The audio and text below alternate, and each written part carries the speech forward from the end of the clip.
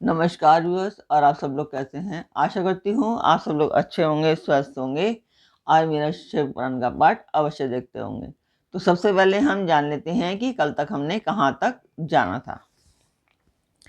तो कल तक हम यहाँ पर थे तो शिव कह रहे हैं कि देवों की प्रार्थना पर ही जो पिछला युद्ध हुआ था वो था। पूर्व काल में सर्वेश्वरी जगजननी का जो शुंभ आदि के साथ युद्ध हुआ था, उसमें उन्होंने सब दैत्यों का वध कर डाला था। वो देवताओं की प्रार्थना करने पर ही घटित हुआ था। वही सभी देवगण आज भी ब्रह्मा के शरणापन्न हुए थे। तब वे उन देवताओं और श्रीहरि के साथ मेरी शरण में आए। दूत इस प्रकार ब्रह्मा, विष्णु और देवगणों की प्रार्थना के वशीभूत हो देवों के अधीश्वर होने के कारण मैं भी युद्ध के लिए आया हूँ। तो जब शंखचूड़ का वध करने के लिए शिव जी गए थे, तब पहले शंखचूड़ ने पहले खुद ना आकर, सामने ना आकर के एक दूत भेजा था कि शिव ये युद्ध ना करें। तो शिव उन्हें समझा रहे थे कि इस तरीके से कि पहले भी हम स्वयं किसी का पक्ष नहीं लेते, क्योंकि हम कभी स्वतंत्र रहते नहीं हैं, हम सिर्फ भक्तों के अधीन हैं। तो इस तरह से उन्हें समझाया था, पर शंखचूड़ की समझ में नहीं आया, तब उनको युद्ध करना पड़ा था। तो कल तक यहाँ तक था। आज और इससे पहले मैं बता दूं कि अब ये पाठ एक शुभ कार्य है, मंदिर के लिए है। इसमें मैं आप सब लोगों का सहयोग चाहती हूँ कि आप सब लोग सब्सक्राइब करें, लाइक करें और शेयर करें, ताकि मेरा ये उद्देश्य पूर्ण हो पाए। तो जिस मंदिर का मैं वर्णन कर रही हूँ, उस मंदिर की मैं वीडियो डालती हूँ, आप लोग देखें और मुझे बताएं कि आपको मेरा पाठ कैसा लगता है।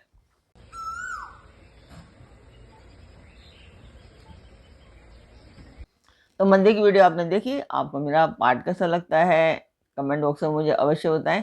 पिछले पाठ को अवश्य देखें, ताकि आगे का जो पाठ है वो आपको अच्छे से समझ में आ सके।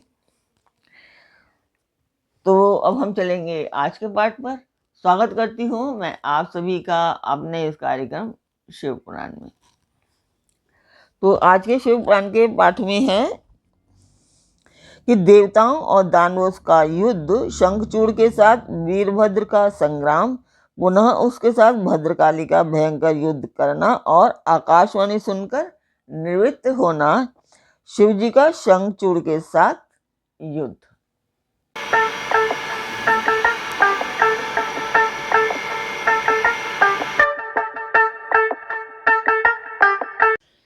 तो यहाँ सनत कुमार जी कहते हैं कि महर्षि, जब उस दूत ने शंखचूड़ के पास जाकर विस्तार पूर्वक शिव जी का वचन कह सुनाया,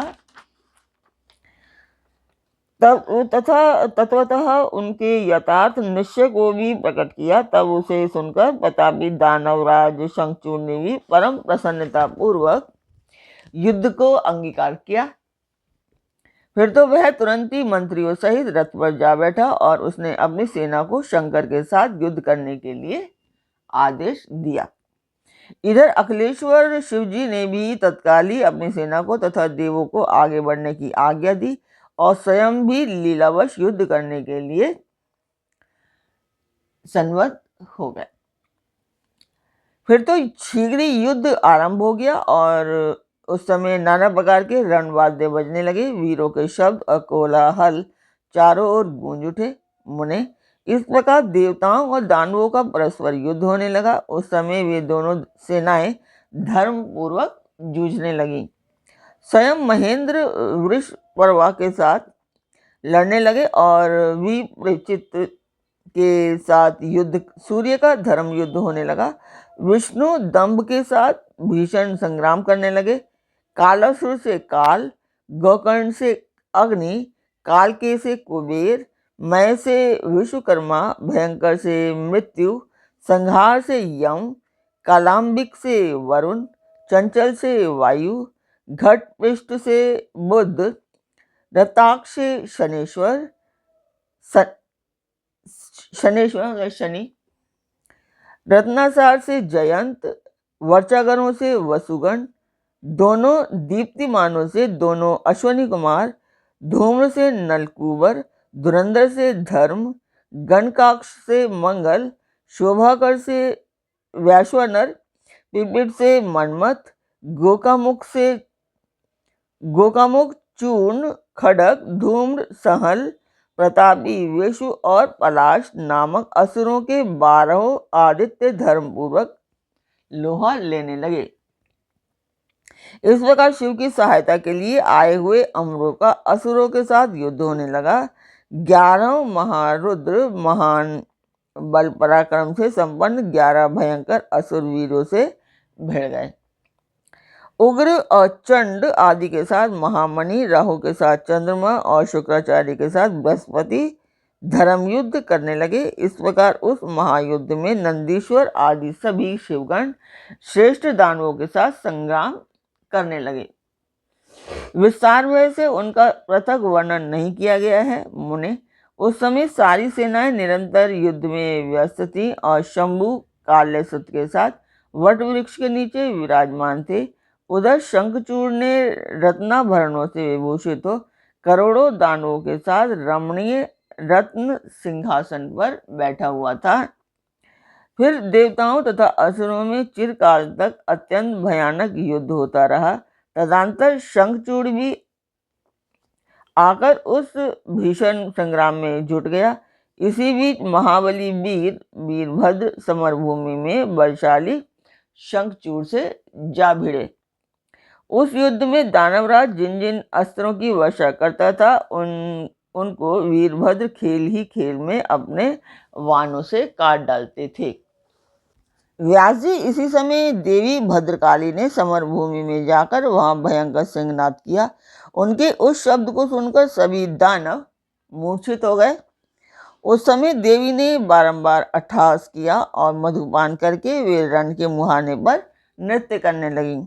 उनके साथ ही उग्र दृष्टा, उग्र दंडा और कोटवी ने मधुपान किया तथा अन्यायी देवी ने भी खूब मधु पीकर युद्ध स्थल में नाचना आरंभ किया।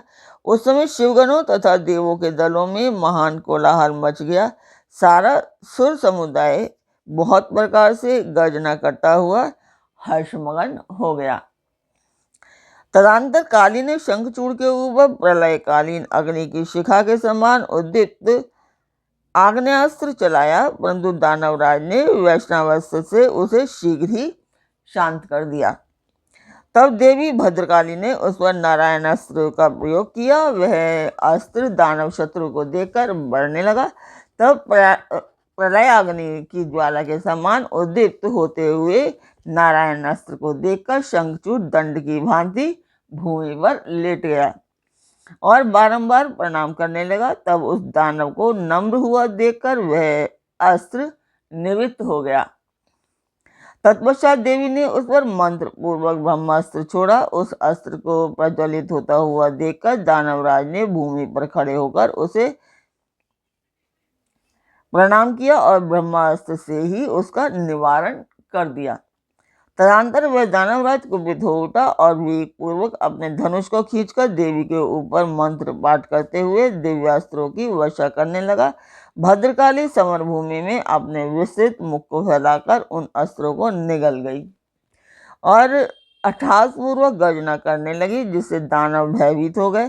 तब शंखचूड़ ने काली के ऊपर 100 योजन लंबी शक्ति से वार किया, परंतु देवी ने अपने दिव्यास्त्र समूह से उसके 100 टुकड़े कर दिए। यों उन दोनों में चिरकाल तक युद्ध होता रहा और सभी देवता तथा दानव दर्शक बनकर के उनको देखते रहे।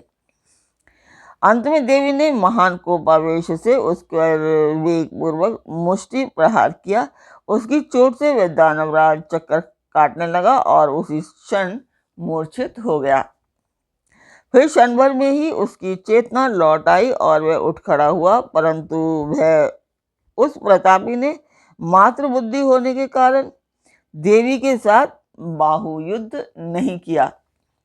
तब देवी ने उस दानव को पकड़कर उसे बारंबार घुमाया और बड़े क्रोध से वेग पूर्वक उसको ऊपर उछाल दिया। प्रतापी शंखचूड़ वेग से ऊपर को उछला और पृथ्वी पर गिरकर पुनः उठ खड़ा हुआ। उस महायुद्ध में वह तनिक भी भ्रांत नहीं हुआ था, बल्कि उसका मन प्रसन्न था। तत्पश्चात वह भद्रकाली को प्रणाम करके बहुमूल्य रत्नों द्वारा निर्मित अपने परम मनोहर विमान पर जा बैठा। इधर कालिका भूख से विवल होकर दानवों का रक्तपान करने लगी। इसी अवसर पर वहां यों आकाशवाणी हुई कि ईश्वरी, अभी रणभूमि में सिंहनाद करने वाले 1.5 लाख दानवेंद्र और बचे हैं। ये बड़े उद्यत हैं, अतः तुम इन्हें अपना आहार बना लो। परंतु देवी, संग्राम में दानवराज शंखचूड़ को मारने के लिए मन मत दौड़ाओ, क्योंकि ये तुम्हारे लिए अवध है, ऐसा निश्चय समझो। आकाशवाणी द्वारा कहे हुए वचन को सुनकर देवी भद्रकाली ने बहुत से दानवों का मांस भक्षण कर उनका रक्तपान किया और फिर वे शिवजी के निकट चली गईं। वहां उन्होंने पूर्वापर के क्रम से सारा युद्ध वृतांत कह सुनाया।